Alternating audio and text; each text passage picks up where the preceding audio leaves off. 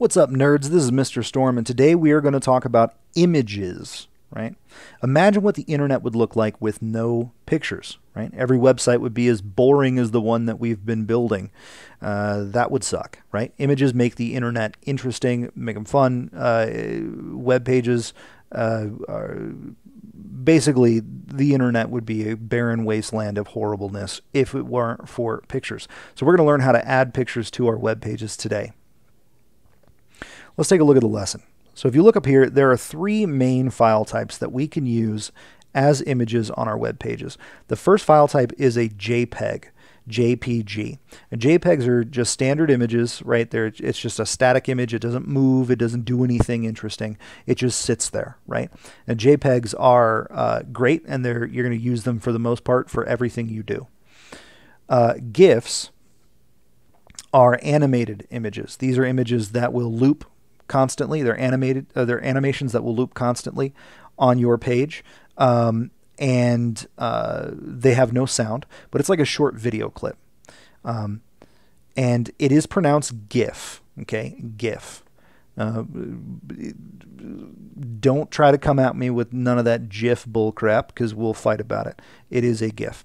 And then the third is a PNG. PNGs are usually special image types. They usually have some kind of transparency applied to them. So you can use a PNG that is transparent, so there's no background to that image. So when you put it in, you'll see whatever's behind that image. It's pretty good stuff. So let's look at the syntax for an image element. First thing you're going to notice is that there is no closing tag for an image element, right? Some elements don't have a closing tag. They only need the opening tag, and an image element is one of those, right? So we start out our image element, and we specify its image element by typing img, right? Image. And then we have our attributes. So the first attribute is a source attribute. The source attribute points to the specific file of that image. Every picture you see online is an actual file somewhere on a web server. Okay? It's an actual JPEG or GIF or whatever file that exists somewhere on a web page. And you need to use that source element to point to that specific file of the picture you want to display.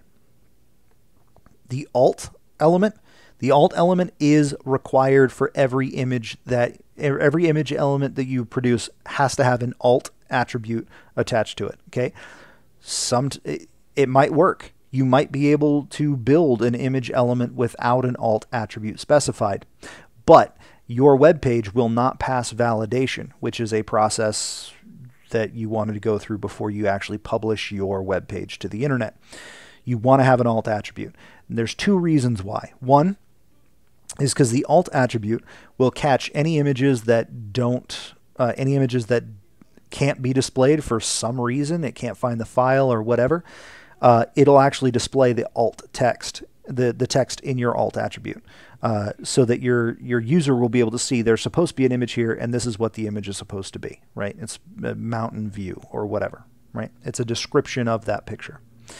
The second reason, and more important reason, is I want you to think about something. How does a blind person use the internet? Right? Now, that's not a setup for a joke, right? I'm actually asking you a question. How does a blind person use the internet? Well, what they do is they use this special kind of software called a screen reader. And the screen reader looks at the page and it reads out to them all the elements on the page. Your image element needs alt text so your screen reader can tell their user what image that's supposed to be, right? So always have an alt element.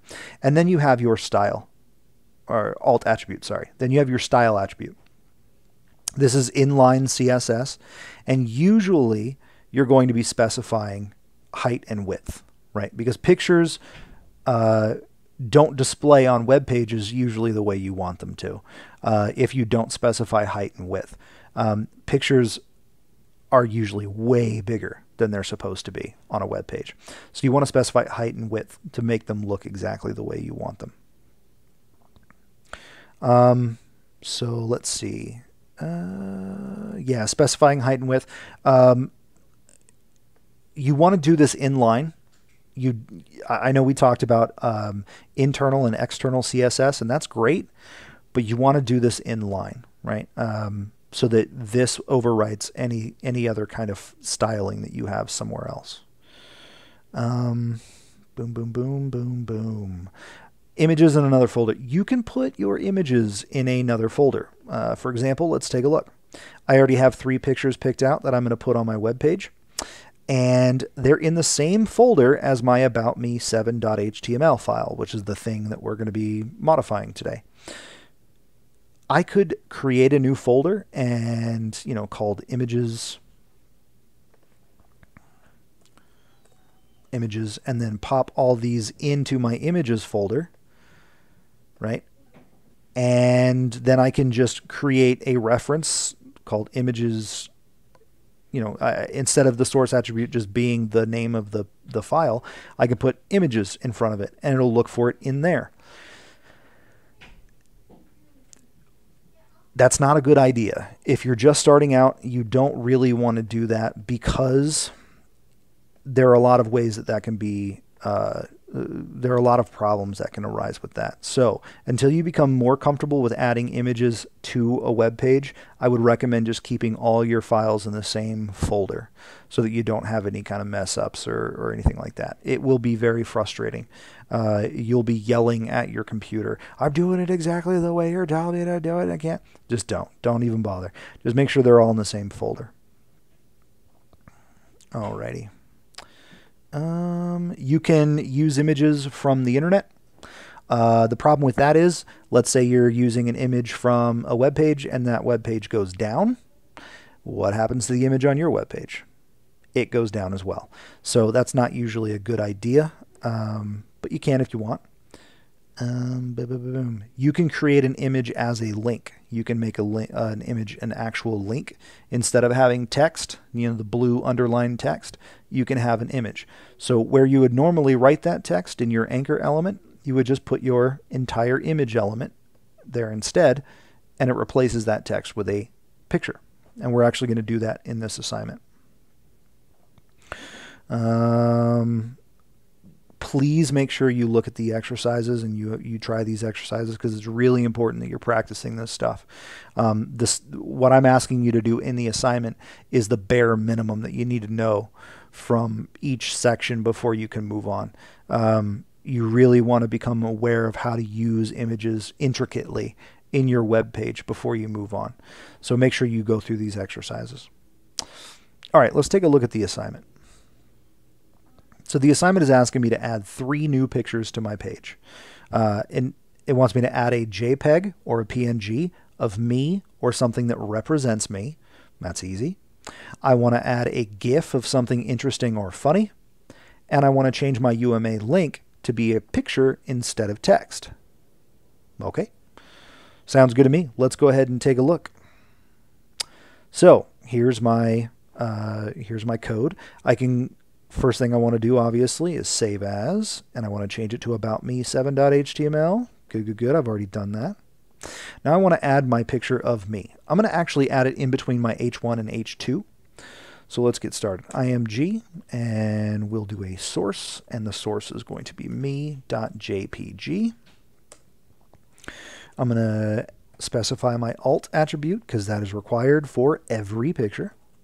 And I'm going to put my name in there. And then I'm going to set height. Actually, I'm going to show you what it looks like when you don't set height and width. And my dogs are barking. All right. Let's go ahead and save that. And we will open it up. Okay. So now you can see that that picture is giant. And it takes up my entire web page and pushes everything down. That's not what I want, right? So I'm going to go back and set my height and width to make sure that we don't have that issue. So style equals, and we'll do height of, let's say 10%, and a width of, say 10%. And that should be just about what we want. And we're going to save it, and we'll go back, and let's refresh. Okay, good. So it shrunk it down. Now it's a decent size. All right, next. Let's see. Where should I put something funny? Oh, let's do it above my block quote. And I can actually change my block quote while I'm here because I really don't like that quote. IMG. And we'll do src equals. And we will make it funny.gif. And my alt is going to be laughing, and I'm going to set my style to be height, and I'll make it 30%. And width is 30%. Now, some of you may be wondering why I'm using percentages for height and width as opposed to actual pixels.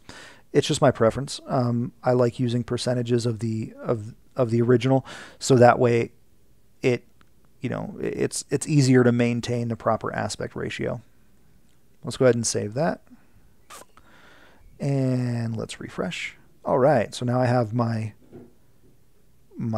GIF there from Anchorman. I'm actually gonna go ahead and change my block quote.